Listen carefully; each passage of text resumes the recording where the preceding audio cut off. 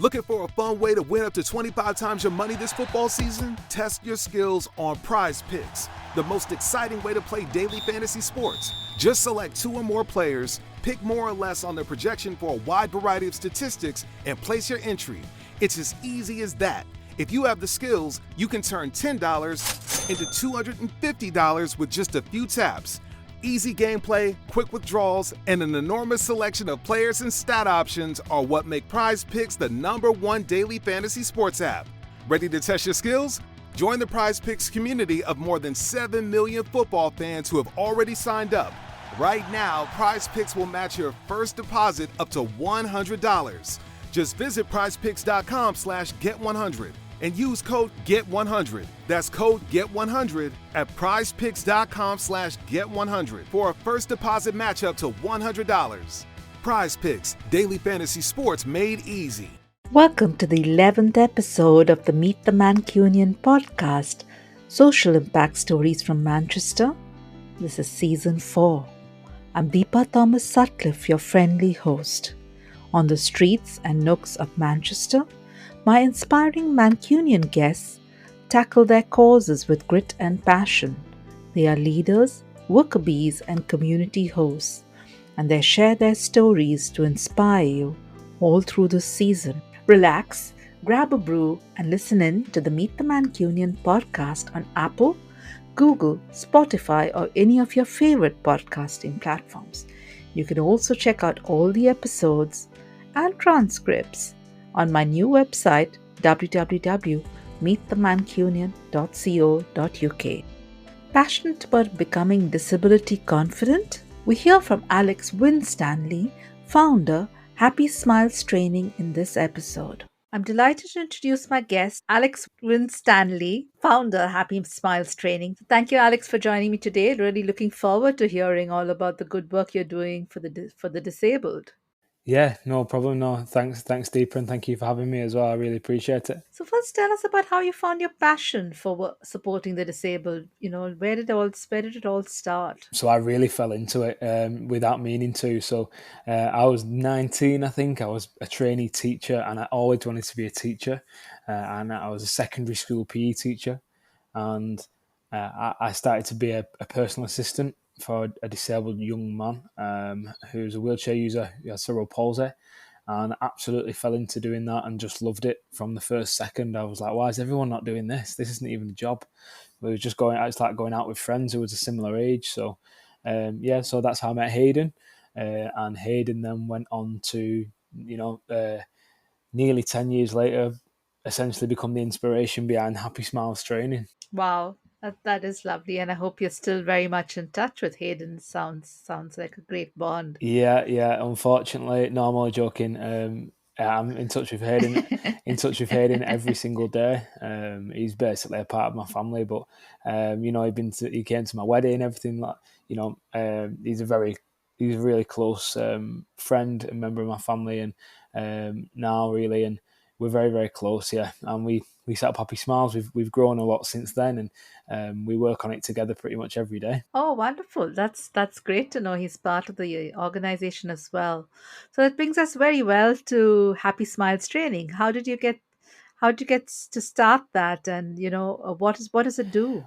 Well, Happy Smiles Training is a disabled persons-led organisation. We're a social enterprise that empowers disabled people to create positive change, and we do that by delivering training led by lived experience, all led by disabled people, to schools, community groups, and businesses. We're based in Wigan, but then we started delivering around Wigan, Greater Manchester, the Northwest, and have now delivered some training nationally. And we've just this year been listed on the Disability Power 100 list by the Shaw Trust, which is a list of the most influential disabled people and organisations in the UK. So it's pretty epic achievement to be on the same list as some incredible people. And yeah, very, very, it's really, really exciting. So yeah, we're really proud of that. We've delivered training to just over 10,000 people now, to children, young people, adults, across lots of different topics. But really importantly, we're also passionate about creating an employment pathway for disabled people as well. This is really amazing, and congratulations on that achievement of being on the, did you say disabled power list, is it? Disability Power 100, yeah. Disability Power 100. That sounds really fabulous. And how long has your organization been in existence? So we set up in September 2019. I just left my teaching job a few months earlier, and people told me that I shouldn't have done it, but I knew that I needed to do it to make that leap. And I actually got married that summer too, so it was a pretty busy year. But then, as we all know, COVID hit 6 months later, and it might not have been the best time to leave my job. But however, we battled through it. We did lots of different community work, delivering essential items and food with disabled people, to lots of members in the community. We sent out rainbow badges to over 750 NHS workers, things like that that we were doing to help our communities. But we continued to grow even despite the impact of COVID, which was a really big challenge. Disabled people were, probably forgotten about quite a lot, even more than usual in that time.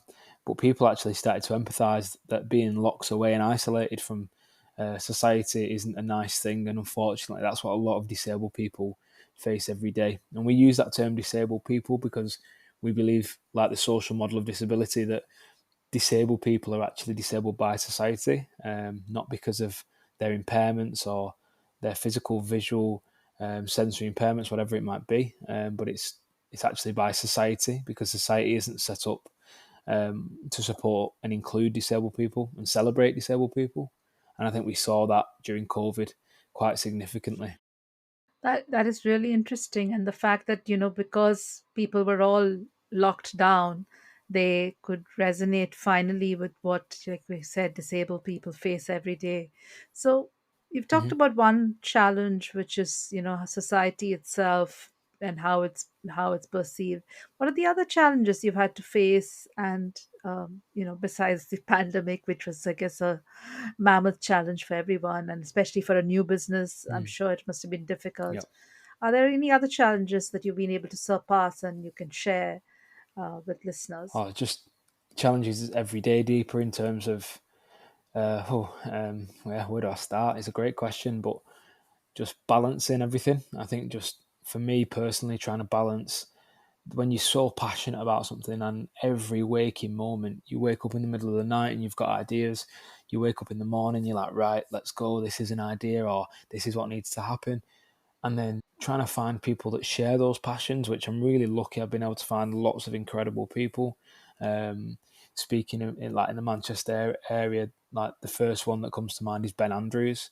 So Ben's an incredible person and good friend of mine. And you meet people like Ben, and you're energized, and they're doing brilliant work. And they're on the same level as you, and that's something that I love doing, is meeting people, speaking to people like yourself. I get a real buzz from that connection. We're all trying to do good things, but the challenge is trying to really step away from that at, say, nighttime like now, and trying to have family and all those things. My biggest challenge. Really trying to separate myself from that passion at times. It's almost impossible to do, because I believe in what we do so strongly, and the work that I do. So yeah, it's like during COVID, um, I wanted to keep trying to impact the community, and so I started writing children's books. I never thought I would do that ever, and my first book was about my grandma who had dementia. So I knew I wanted to write a children's book to explain dementia, because it just isn't spoken about, and neither is disability, difference, That's all right. these things, diversity. We just don't speak about it enough. So it's almost like society is too scared to speak about these things. So I wanted children and young people to speak about these things with their families, and that book took off way more than expected, and it led to a whole series called the My Has series, and it books followed on from that. The books on depression, cancer, Tourette's, and cerebral palsy, and they're all inspired by real people with real stories. And I'm really passionate about people having their voices heard. And that series has just been taken on by Tiny Tree, who are a children's book publisher. And the books have just arrived today. They're in the packaging in the room next to me, so I'm very, very excited to open that box and see them. But yeah, the books are just another part of, I suppose, what I do now, and I'm working with different charities and organisations on writing books at the same time as my series that I work on. Um, I've just finished a book on women's football with Emerson Boyce, for example, which is really exciting. And we also, at Happy Smiles, we also do a lot of book readings with those books in schools and community groups. So it all links, but trying to contain all that and trying to balance all that is a challenge. That's true. There's only 24 hours in a day, and it sounds like you're doing a lot now. What impact would you say you've made so far? It sounds like you've done a lot and you're being recognized, but and including, like you said, stepping in during the pandemic and giving a kind of lifeline to disabled people. But what are the things you can talk about? Yeah, so I mean, obviously, really proud of what we've been able to achieve so far. As I said, delivering training to over 10,000 people from absolutely nothing. I think the biggest thing deeper is that when I left my teaching job, I had no clue what I was doing. I would never ran a business. I didn't know what anything about. I didn't know what a CIC was, a community interest company, or a charity. I knew what a charity was, or I thought I did. Um, but I didn't actually know anything, and I just knew that it needed to change, and disabled people needed to lead that change. And I'm really proud that from absolutely nothing, with no experience, no contacts, no nothing, we've been able to build a sustainable business and grow that business as a social business that creates positive change. We've upskilled 15 local disabled young adults who've delivered our work and are growing our team all the time. So, like I said before, we've delivered training to over 10,000 people. That's massive, in my opinion, and I'm really really proud of that. But I'm really proud as well that we don't charge disabled people to deliver our work. There's no charge to them at all, and we've created a pathway to employment. We've employed 2 disabled people now, which again is something that I'm extremely proud of. And even though people try and say like, "Oh, maybe you should do this or do that," and take a more commercial approach, even though it might be easier to do that sometimes, I'm very passionate about trying to stick to our guns and create change in a really different way. Oh, it is a huge impact. I mean, 10,000 people, with now better Mm-hmm. perceptions about how to work with disabled people, how to make them productive members of the society. That sounds amazing. And it's great that you're incorporating disabled people, both as facilitators or leaders and as well as employees into your Mm-hmm. company. So, how can interested people reach out to you and learn more? And how can they get your book for their children Mm-hmm. or for themselves? Yeah, so I mean, you can reach out to, or you can see more work that we do at Happy Smiles on our website. It's www.happysmilestraining.co.uk. On there, you'll see my series of books and the first 5 series in that series. The first 5 books there. My grandma has dementia. My brother has cancer. My uncle has depression. My cousin has Tourette's, and my child has cerebral palsy. They're the first 5 books, and really excited in So, all of this is on your website. Is that the main place? And is there any social media that you want to shout out to? Or Yeah, sure. So I mean, people can get the books if they go to the website. They can see them. They're available on Amazon worldwide. But if people get in touch with me via the website or via email, at info@happysmilestraining.co.uk on our website, um, then we can get the books. I'll get the books to them cheaper as well than Amazon, so I can get them at a reduced rate, which is always nice. But yeah, otherwise people can just get them on Amazon whenever they want, which is awesome. In terms of social media, if people want to see what we do at Happy Smiles, it's at Happy Smiles Training CIC on Facebook and Instagram, or at Happy Smiles CIC on Twitter. And you can also see the books and all the stuff I'm working on with the books on at Alex Winstanley Author on Facebook and Instagram, or at Alex W Author on Twitter. thanks, Alex, and it's great that you've given all these links. What advice would you have for people looking to start something similar in another part of the world or across the UK? We've got listeners now from around 41 countries, and many of them may be thinking about similar, working with the disabled, supporting the disabled, creating more awareness? And how could they start?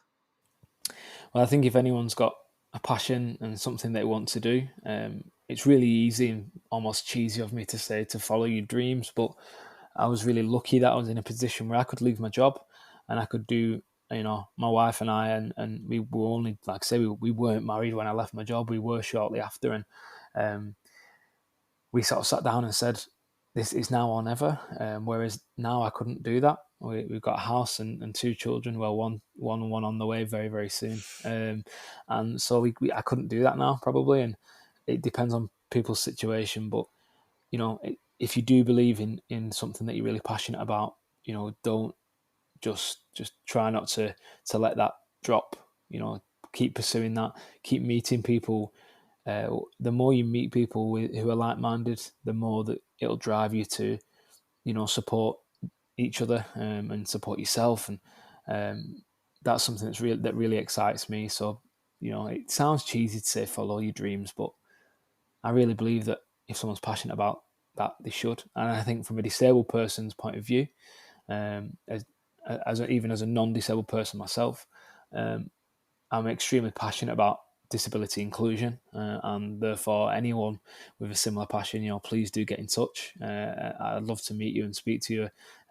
Like I said, I'm really passionate about supporting the social model of disability, and that waking people up across society to realise that disabled people make up 1/5 of the global population. Really? I Yeah, didn't know that. yeah. 20% of the global population is disabled people. Wow. But then, yeah, they're the most ignored, essentially, ignored minority group, if you were going to call it that. The biggest minority group, but yet the most, like I say, the most forgotten about. And that's how a lot of disabled people feel when you speak to them. When we talk about protected characteristics, race, gender, sexuality, disability, age, etc., disabled people often feel that they're the most forgotten about in those categories. And we talk about diversity and inclusion. But then when we started talking about reasonable adjustments and adaptations for disabled people more often than not tell me, well, the world just isn't ready for disabled people. We're not an accessible world. We're not inclusive. I do believe we're very, very, very slowly getting there. And being at places like the Disability Power 100 list recently, and their event with the Shaw Trust, being at Scope's first Disability Equality Awards recently. Both of those events just surrounded by incredible, incredible disabled and non-disabled people, all fighting for the same cause. And I think if we can all come together and have that one voice, I think that would be extremely powerful. But until disabled people are in positions of power, authority, decision making, I don't think we'll see that just yet. But I do think we are getting there very slowly. No, thank you so much for sharing that. It's eye-opening.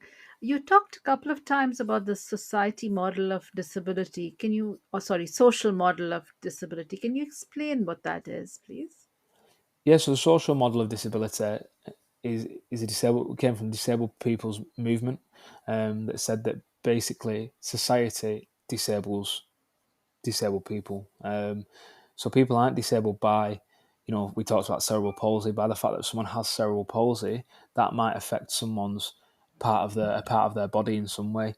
That doesn't mean that they should be disabled, but they are by society. So I'll use Hayden as an example. Hayden's a wheelchair user, uses a power chair, and as a really obvious one, if there's steps into a building with no access via a ramp or level access, he's not going to be able to get into that building, and that's not his fault. That's society's fault for not having those adjustments in place. And if those adjustments were in place, then Hayden would still have cerebral palsy, but that's fine because we can't prevent that from happening. We can't stop that right now. But what we can do is make a building accessible so that he is included in society. And more often than not, you wouldn't believe, on a daily basis, just people going about their lives, they are excluded in ways that you just wouldn't believe unless you've lived it. And that's why I'm so passionate about supporting people who are driving change led by lived experience, because there's no one who has more expertise than those with lived experience of the challenges and experience that they've had. You're absolutely right. Anything that's from lived experience is just so much more powerful because it is the probably the right perspective or the perspective that matters. But um, you have raised a very difficult topic about the fact that we are unintentionally, I'm sure, excluding disabled people, and it's great that yourself and others are kind of raising this as a important factor and hopefully helping businesses, government, and society at large to be more inclusive. Hopefully, I And think hopefully. I mean, you look at, I mean, COP27 right now, but look at COP26 last year. There was an Israeli minister who couldn't even get into the building. You might have heard of it, and that was because that building wasn't accessible. So a disabled person wanted to go and have their voice heard, and not, and this was a leader, a disabled person with influence and a decision maker who just happened to be a wheelchair user who couldn't access that building. And I've heard lots of feedback that the actual event itself, in many ways, weren't accessible. That again, unless you have lived experience of accessibility challenges, you're probably not going to know how to make that accessible. And that's why people who are making those decisions and holding those global events that mean, I mean, what's bigger than climate change at the moment? They need to hear from disabled people and disabled people's organisations like ours, because unless you hear from people with lived experience, like you've just rightly said, Deepa, then you don't know what you don't know. So yeah, yeah, on to more conversations. I hope, I mean, let's keep talking because I think there'll always be something we could think about. But an opportunity now for you to talk about anything that I haven't asked you about, anything coming up, or anything that you're focused on, or maybe something to call out how difficult winter may be for disabled people, because I assume it's harder than the rest of the year. yeah, I'm really glad you brought that up, Deepa. To be honest, I mean, not just winter. Winter is definitely a key time, but look at the current, the current challenges in society, the cost of living crisis. There's people across Greater Manchester. A survey really recently released that showed that 20% of disabled people across Greater Manchester can't afford the essential items to live. Now, that's not just affording to put your heating on; that's they can't afford essential items to live. That's 20%. That's really scary, and Yeah. I think unless people aren't impacted in that way, not that they don't care. You said before rightly, like it's unintentional potentially, but we need to be thinking about how we support people. And I think the way we do that is by, again, putting ourselves in their shoes. And we hear some of the government advice that's like, well, turn off your mains, turn off your lights. Well, Hayden, again, using my mate Hayden as an example, he can't just turn off his lift in his house. He can't turn off his profile in bed with his air mattress. He can't turn off those things. He can't turn off his power chair when it's charging. They're essential items for him to live.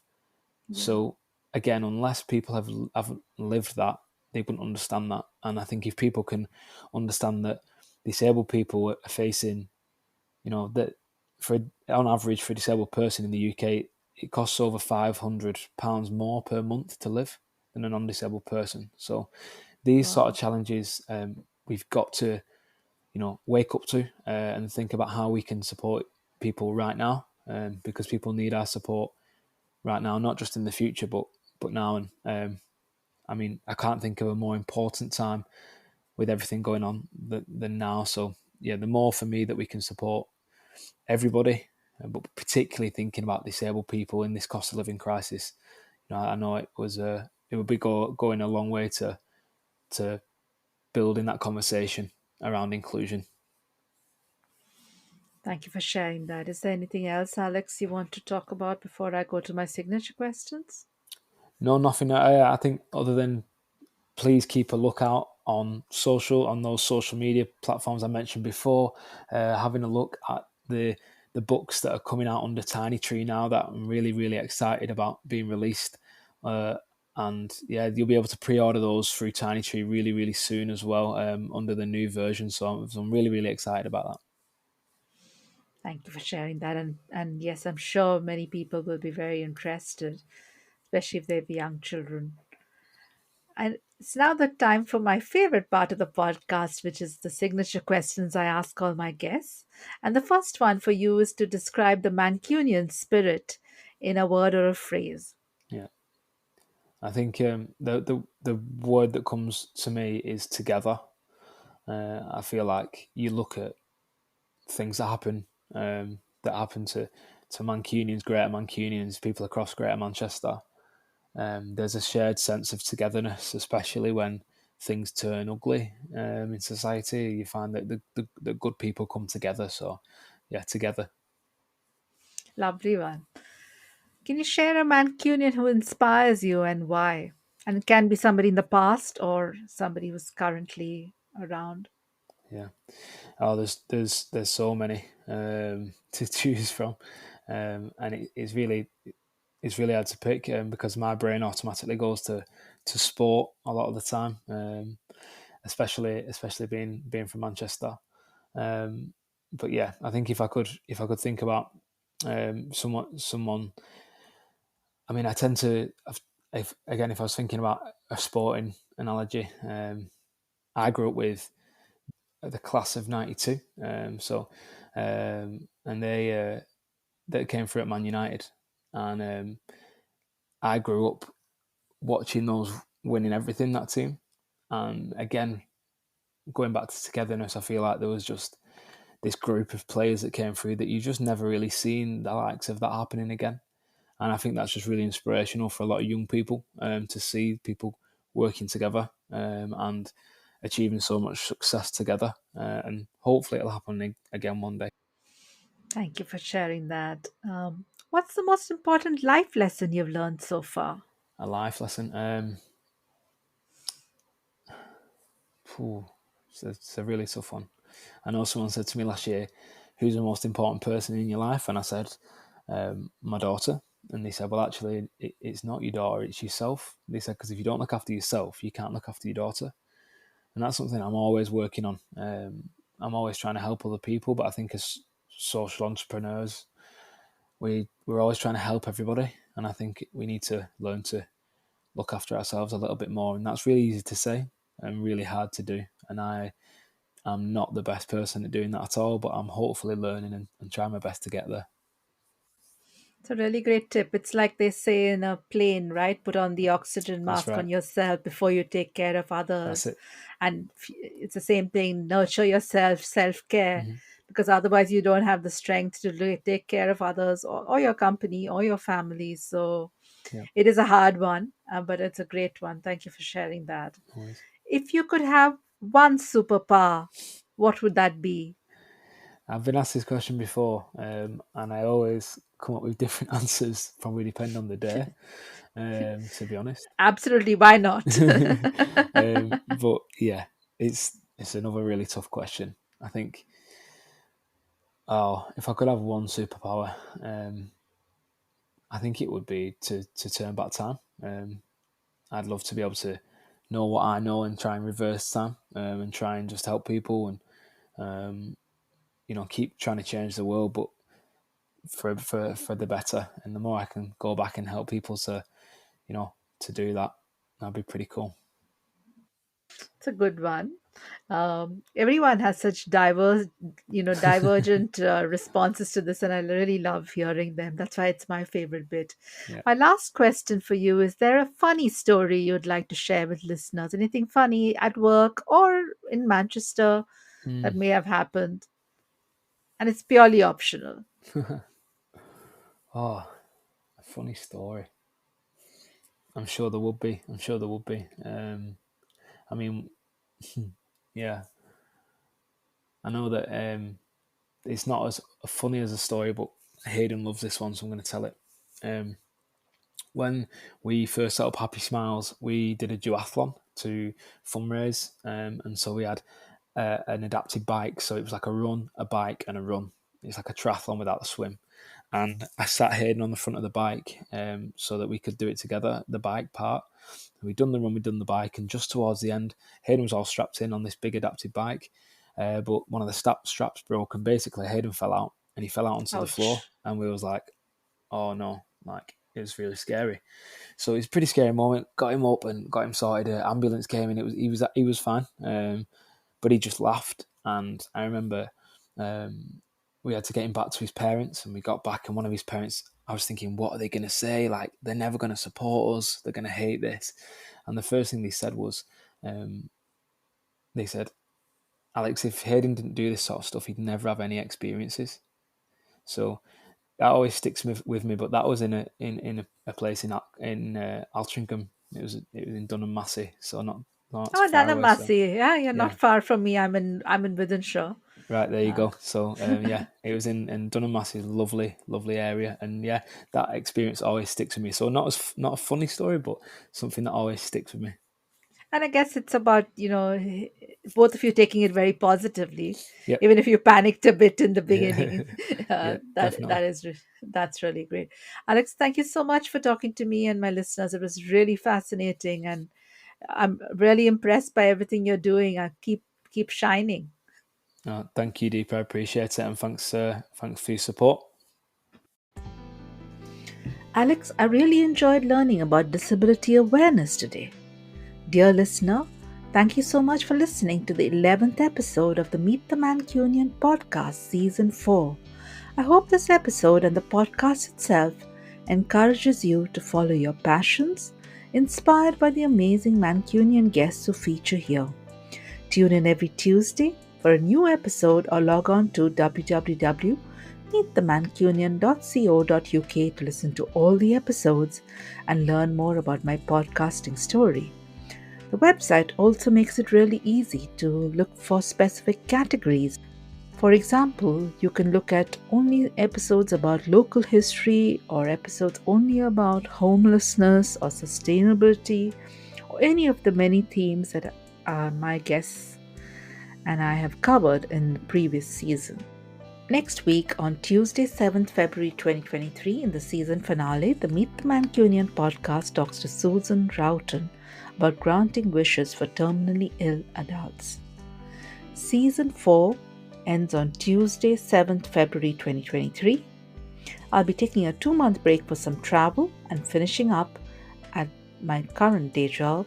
Season 5 of the Meet the Mancunian podcast returns on Tuesday, 11th April 2023 with a new series of inspiring guests. I've already started recording the interviews and I think you're really going to enjoy it. Please do leave a review or a voice message on my website www.meetthemancunian.co.uk. It takes only a few minutes and I look forward to hearing from you. You can also follow the Meet the Mancunian podcast on Twitter as @MancunianPod or on Facebook and Instagram as Meet the Mancunian. Do give us a like or a share there or leave a comment. Thank you so much.